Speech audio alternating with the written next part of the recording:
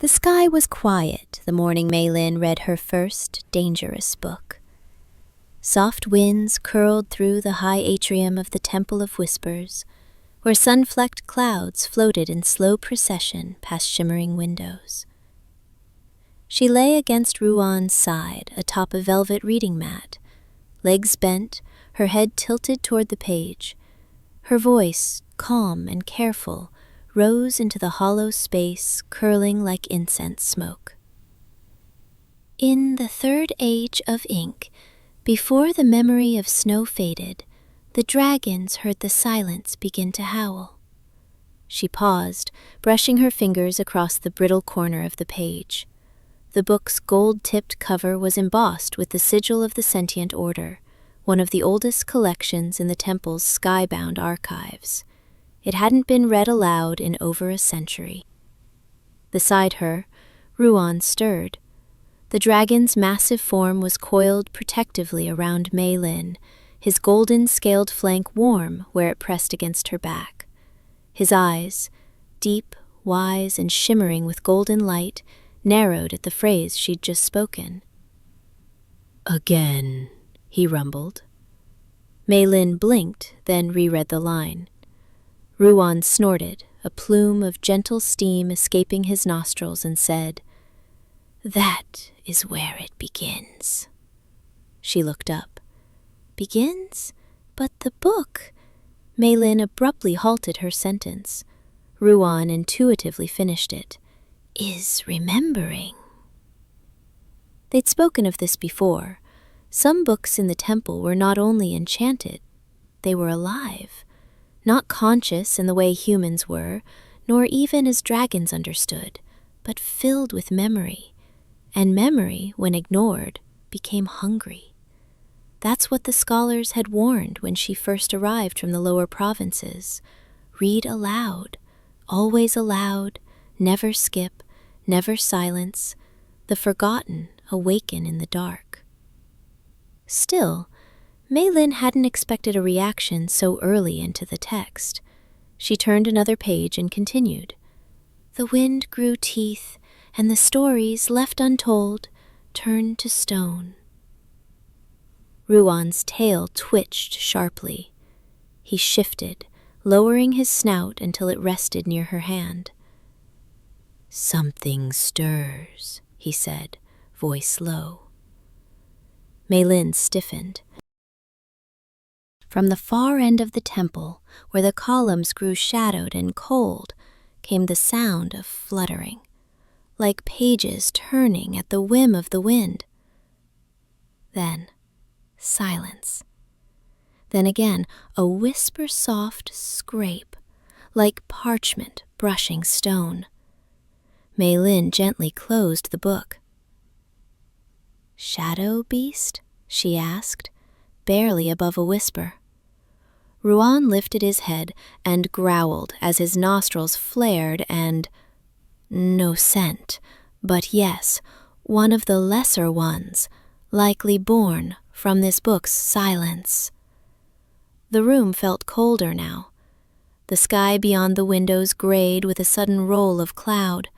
Ruan uncoiled, slow and careful, placing himself between Mei Lin and the far columns. His claws clicked against the temple's marble floor. His golden scales caught what little light remained, glowing faintly, as if lit from within. Mei Lin rose to her feet, clutching the book to her chest. "We can reseal it." Ruan quickly responded in a low voice. "Not yet. It remembers her." Mei Lin frowned. "Who?"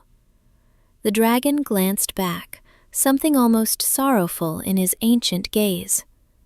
"The first scholar who failed to finish it." A gust of wind burst through the window arches, scattering scrolls and petals from the offering bowls. From the shadows, something emerged, a flickering shape stitched of black ink and torn script. It slithered across the wall like spilled shadow. pausing where the light met the dark. Its voice was paper thin, echoing from nowhere and everywhere. It hissed, "You left us in silence. You left her unfinished." Mei Lin clutched the book tighter. The beast wasn't solid, but it wasn't illusion either. It was story turned sorrow, a broken thread of memory, angry and aching. Ruan's body tensed. "Do not speak to it." But Mei Lin took a slow breath and stepped forward. "Then let me finish what she could not." The shadow flinched at her voice. "I'll read," Mei Lin continued, raising the book. "I'll tell the story. I will not let her memory become a ghost." The beast twisted, hissing through a hollow mouth. But as Mei Lin began to read again, her voice firm, warm, steady, the shadow's edges began to soften. Its form lost shape. Words peeled from its surface like falling leaves. And though her ink had dried, the story did not forget the girl who loved the wind. Ruan watched silently, his golden body coiled tight as a spring, ready to strike if needed. But the shadow dissolved slowly into drifting flakes of black paper and fading whispers. When the last remnant disappeared, the temple was still again. Mei Lin closed the book. Her hands trembled. Ruan let out a long breath and rested his chin against the floor beside her. "You were brave." Mei Lin sat down cross-legged beside his face. "I was afraid." All scholars are. The foolish ones don't admit it. Mei Lin looked out the window at the floating castle beyond the clouds, its towers reflecting the morning light. "How many books are like this one?" Ruan's tail curled again, and he spoke with something that felt like both pride and sorrow. "All of them." The following evening, the skies above the temple shimmered violet and gold. Lanterns swung in gentle arcs along the edges of the balconies, their light catching in Ruan's golden scales as he slumbered beneath the great moonbloom tree. Mei Lin sat beside him again, a thick new volume in her lap. Her back ached, her fingers bore fresh ink stains, and her thoughts tangled like roots. The shadow had not returned, but its presence lingered, as if it were an aftertaste of grief. "Was she like me?" Mei Lin asked, her voice barely above the rustle of the breeze. Ruan's eye opened, just one, and fixed on her. She was curious, fierce. She believed the past could be made whole again, if only the story were told properly. And was she wrong? The dragon exhaled slowly, steam curling upward. "No, only unfinished." Mei Lin nodded. That word had stayed with her, unfinished, as if the very fabric of story, of memory, of identity required a kind of completion, a sacred closure. She traced a finger over the book's title, The 9 Echoes of Empress Sui. "Are there others like her?" she asked. "Other scholars who left echoes behind?" Ruan stirred, rising slowly to his full height, his form gilded in the twilight. "Not just others, many," he said. "And though their bodies are long gone, their stories remain. This world is built on their echoes, castles that float not on stone, but on memory, forests born of forgotten fables. time, bending around grief that was never given an ending. Even I, he added with a soft gleam in his golden eyes, carry pieces of what they left behind. He paused, then looked directly at Mei Lin.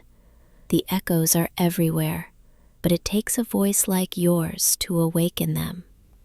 Mei Lin stood and faced him. Then I want to tell it all. A beat of silence passed.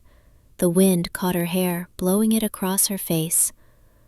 Ruan lowered his head until their eyes met. To tell everything is to lose yourself in the telling. Some stories carry joy, others tear at the soul. Mei Lin smiled faintly. Then I'll carry both. At that, Ruan closed his eyes once more, resting his head upon his golden paws. Begin again. So she opened the new book. The second tale was stranger, older, written in a hand that bent and looped like musical notes. As she read aloud, the temple shifted, the clouds moved backward, birds stilled in mid-flight. The book was a time anchor, one of the most dangerous kinds. Each word read could stitch time back together, or unravel it. Ruan raised a protective wing as magic coiled in the air. Mei Lin read on, her voice steady even as the stones beneath her feet shimmered. Images flickered behind her eyes, memories not her own, a royal court of silent women in red veils, a crown that screamed, a staircase that reached skyward into a mysterious eternity. She paused. The book trembled in her hands, her breath caught. A word, just one, had appeared on the previously blank final page. Return. Mei Lin blinked. What does it mean? Ruan tilted his head, watching closely. That the book has accepted your voice, but it asks for more than reading. She touched the word with trembling fingers. The ink felt warm. Return where? Ruan answered quietly. To the story. Before she could respond, the world around her peeled open. Light poured from the pages like liquid dawn. The air vibrated. Wind howled through the temple as if the skies themselves had taken a breath. Ruan lunged forward, wrapping his tail around Mei Lin as the book lifted from her hands and began to float.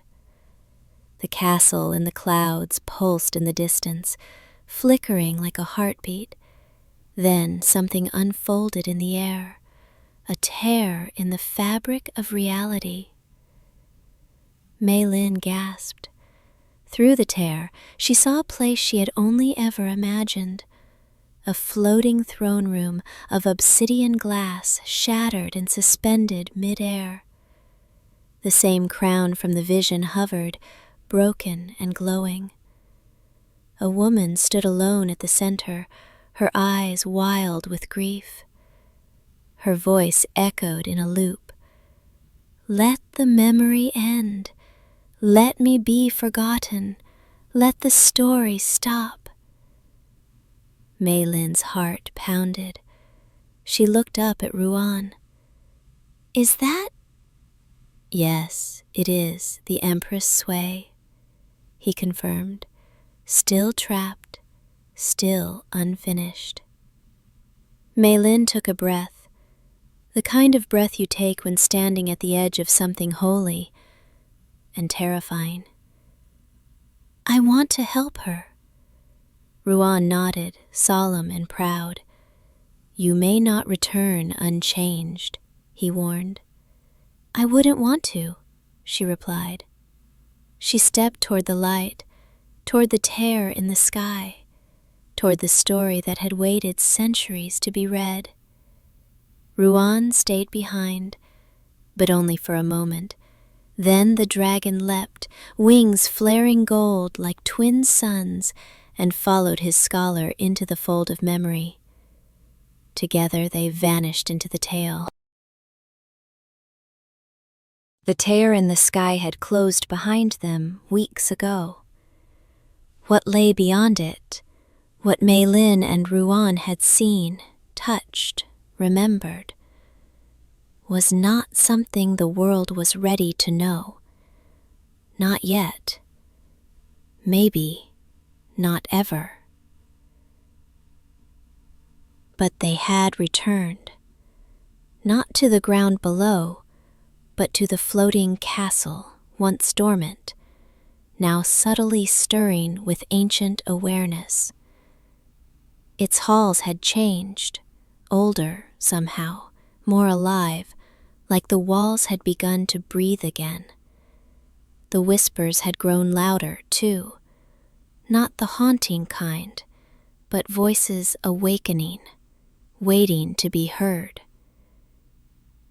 In a high turret, surrounded by scrolls and ash-scarred tomes, Mei Lin bent over a forbidden volume. Its pages trembled under her touch, their ink shifting like liquid shadow. Her eyes moved swiftly, unflinching, even as the words flowed into memories not her own. Behind her, Ruan lay curled near the arched window, his golden scales catching the starlight, eyes half closed but alert. "You shouldn't read that one," he murmured. "I know," she said softly, not looking up. "That's why I must." "These aren't just forgotten histories, Mei Lin. They're warnings." She paused, her fingers hovering over a line that pulsed faintly with light. "Or they're truths someone was desperate to bury," she replied. "And I need to know which." Outside the window, the stars spun slowly around the castle. Below them, the world continued, unaware that its past was being carefully unraveled, thread by thread. The book let out a soft sigh as she turned to the final page. A single line shimmered into view. She returned from the sky to reveal what others feared to remember. Mei Lin smiled faintly. "This one speaks the truth." Ruan shifted, rising to his feet, a shadow of gold and flame. "Then it's time we prepare. If you open that door, there are those who will try to close it, permanently." She rolled up the scroll and tucked it into the folds of her robe. "Let them try," she said. "I didn't come back to stay silent." As the two stepped into the long corridor, the lights above flickered to life, one by one. Ancient systems responding not just to presence, but to purpose. Far below, the earth slumbered, but in the castle above, the story had only just begun. Be sure to enjoy our next tale. Hit like, subscribe, and turn on notifications to catch our next post. Thanks so much for watching.